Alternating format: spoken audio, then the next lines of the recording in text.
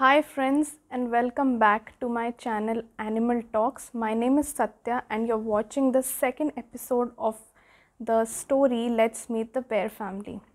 In my previous episode, I told you about the dietary habits of sloth bears in Van Vihar, and if you haven't already seen that episode, I've attached the link below so it will be easy for you to watch it. Today's story is about what happened next. तो एक बात पूछती हूँ मैं आपसे, आप लोग दिन में कितनी बार खाना खाते हो?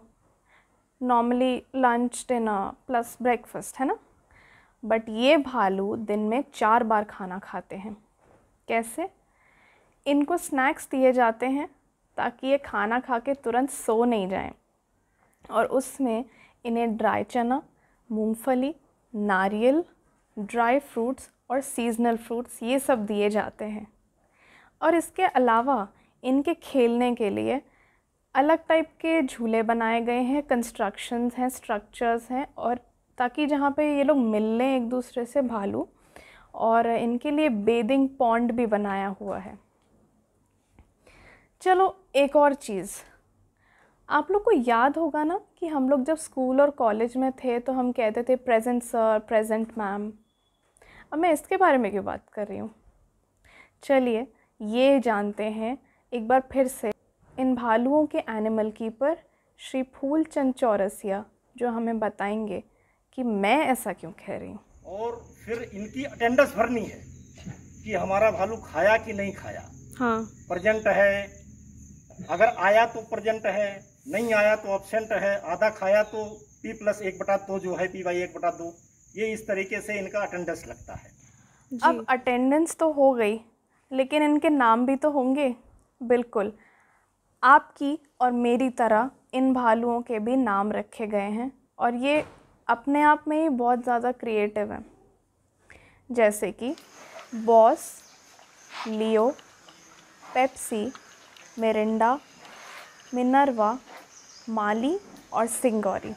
इसके अलावा और भी नाम हैं, लेकिन मैंने आपको कुछ बताए। एक बहुत स्पेशल भालू है जिसके बारे में मैं आपको बताना चाहूँगी। उनका नाम है मैडम गुलाबो। ये क्यों स्पेशल है? ये वन विहार फैमिली की सबसे ओल्डेस्ट मेंबर हैं, इसीलिए ये बहुत स्पेशल है। और इनकी खाने की तरफ भी प्रेफरेंसेस हैं, जैसे कि इन्हें सुबह और शाम लस्सी पीना बहुत ही अच्छा लगता है। तो ये तो हो गई वन विहार के भालुओं की स्टोरी। अब मुझे लगता है कि मुझे आपको इनके बारे में ऐसे फैक्ट्स बताने चाहिए जो आपको नहीं पता हो। So let's start. Sloth bears are native to the Indian subcontinent and they have unique dietary habits, as you would have already understood. But these are related to sloth bears in the wild. So their favorite item being honey. They are crazy behind honey. And also there is something called the mahua flowers. And why they like it so much is because it has an alcoholic flavor.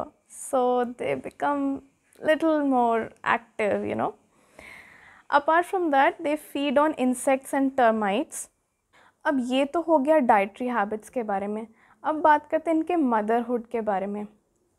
इनका gestation period 7 months होता है, और जो कब्स होते हैं, bear कब्स, वो अपनी mother के साथ 2 से 3 साल रहते हैं। उसके बाद वो इंडिपेंडेंट होते हैं। आपने अपने भाई बहनों के साथ झगड़े किए होंगे, राइट?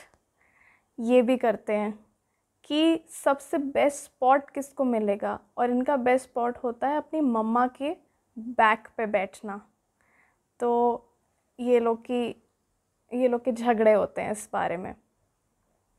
मम्मा बेयर अपने बच्चों को लेके बहुत प्रोटेक्टिव होती है, और जब भी उसे ऐसा लगता है कि उसके लिए और उसके बच्चों के लिए ख़तरा है, तो वो बहुत ज़्यादा अटैक मोड में होती है। और नॉर्मली जब वो बच्चों के साथ होती है तो अपनी नॉक्टर्नल एक्टिविटीज़, मतलब एक्चुअली भालू जो होते हैं वो नॉक्टर्नल एनिमल्स होते हैं जो कि रात में ज़्यादा एक्टिव होते हैं, बट जब वो अपने बच्चों के साथ होती है तो वो नॉक्टर्नल एक्टिविटीज़ कम कर देती हैं।